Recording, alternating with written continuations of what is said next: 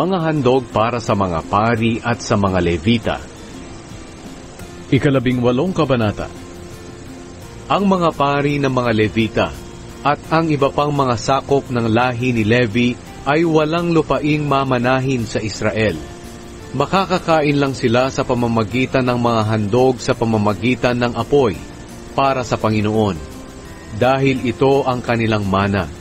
Wala silang mamanahing lupain, hindi tulad ng kapwa nila Israelita. Ang Panginoon ang kanilang mana, ayon sa ipinangako niya sa kanila.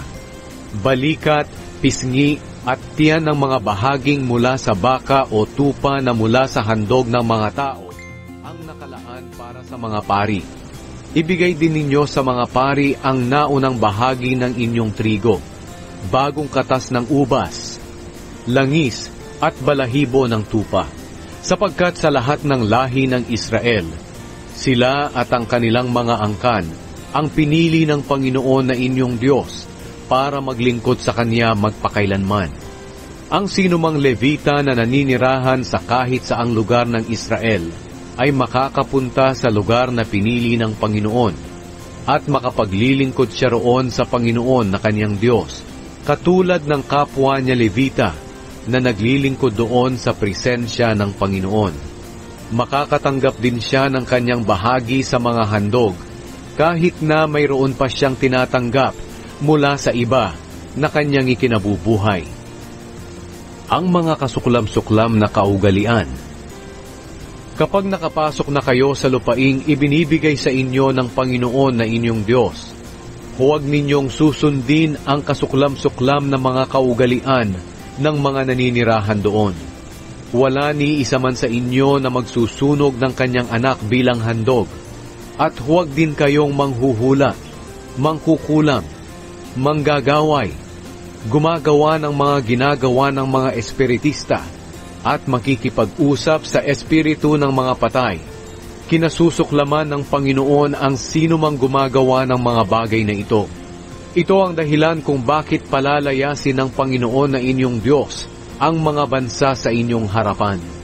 Wala dapat kayong maging kapintasan sa harap ng Panginoon na inyong Diyos.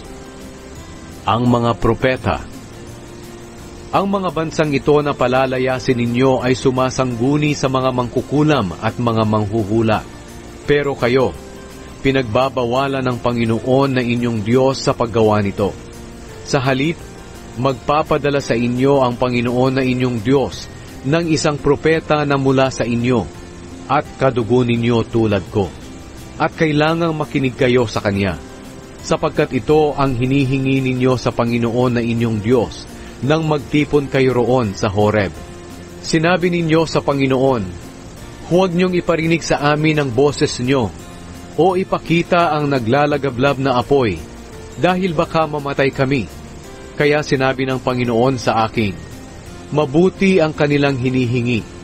Magpapadala ako sa kanila ng isang propeta na mula sa kanila at kadugo nila tulad mo. Ipasasabi ko sa kanya ang lahat ng gusto kong sabihin sa kanila. Parurusahan ko ang sinumang hindi makikinig sa aking mga salita na sinasabi ng propeta na ito sa pamamagitan ng aking pangalan. At kailangang patayin ang sinumang propetang magsasalita sa aking pangalan nang hindi ko inuutusan o magsasalita sa pangalan ng ibang Diyos. Maaaring isipin ninyo, paano ba namin malalaman kung iyon nga ay mensahe ng Panginoon? Kapag ang sinabi ng propeta na gumamit ng pangalan ng Panginoon ay hindi mangyari o magkatotoo, ang mensahe niya ay hindi galing sa Panginoon. Gawa-gawa lang iyon ng propeta, kaya huwag kayong matakot sa kanya.